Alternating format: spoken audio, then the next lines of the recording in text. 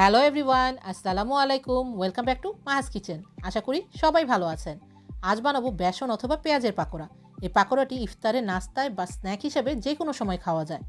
যেহেতু বেসন ইউজ করে এই পাকোড়াটি বানানো হয়, তাই রোজার সময় পেঁয়াজু বানানোর জন্য ডাল বাটার ঝামেলা ছাড়াই এই বেসনের পাকোড়াটি পেঁয়াজুর বদলে বানিয়ে নিতে পারেন। এই পাকোড়াটি খুবই ক্রিস্পি এবং ক্রাঞ্চি হয়ে থাকে।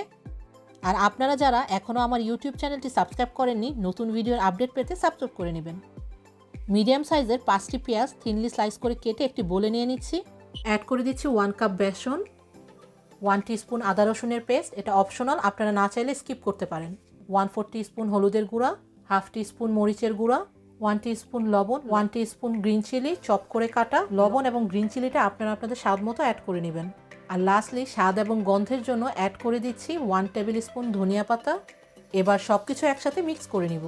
এই মিক্সিংয়ে আজ কোনো এক্সট্রা পানি ইউজ করছি না, যেহেতু পেঁয়াজ থেকে পানি বের হয়ে সব কিছু একসাথে মিক্স হয়ে একটা আঠালো বাইন্ডিংস তৈরি হয়ে গিয়েছে। পেঁয়াজটা ঠিকমতো আঠালো না হলে এক্সট্রা বেসন অ্যাড করে নিতে পারেন, অথবা হাতে নিয়ে যখন একটা রাউন্ড বল করা যাবে তার মানে ব্যাটারটা সম্পূর্ণ রেডি হয়ে গিয়েছে। মিক্স করা হয়ে গেল, এবার ভেজে নেব। একটি ফ্রাইং প্যানে ভাজার জন্য মিডিয়াম হিটে তেল গরম করে নিয়েছি। এবার অল্প পোর্শন অনিয়ন এবং বেসনের ব্যাটার মিক্স হাতে নিয়ে পাতলা একটা রাউন্ড শেপ করে তেলে অ্যাড করে দিব।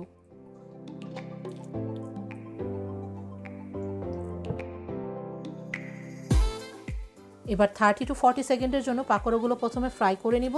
নাড়াচাড়া করলে পাকোড়াগুলো ভেঙে যেতে পারে। এবার পাকোড়াগুলো উল্টিয়ে দিয়ে বোথ সাইডে গোল্ডেন ফ্রাই না হওয়া পর্যন্ত ভেজে নিব।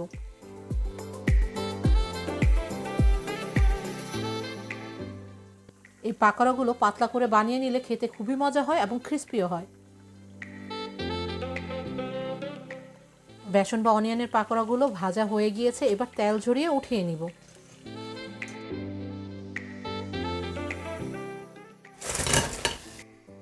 এই অনিয়ন বা বেসন পাকোড়াটি গরম গরম খেতেই দারুণ মজা। আশা করি আপনারাও ঘরে ট্রাই করবেন। ভালো থাকবেন সবাই। আল্লাহ হাফেজ। Thanks for watching my video. আশা করি আপনাদের ভালো লেগেছে। যদি ভালো লেগে থাকে লাইক করুন এবং সাবস্ক্রাইব করে আমার সাথেই থাকুন। বেল বাটনে ক্লিক করে নতুন আপডেটের অপেক্ষা করুন। থ্যাংক ইউ সবাইকে।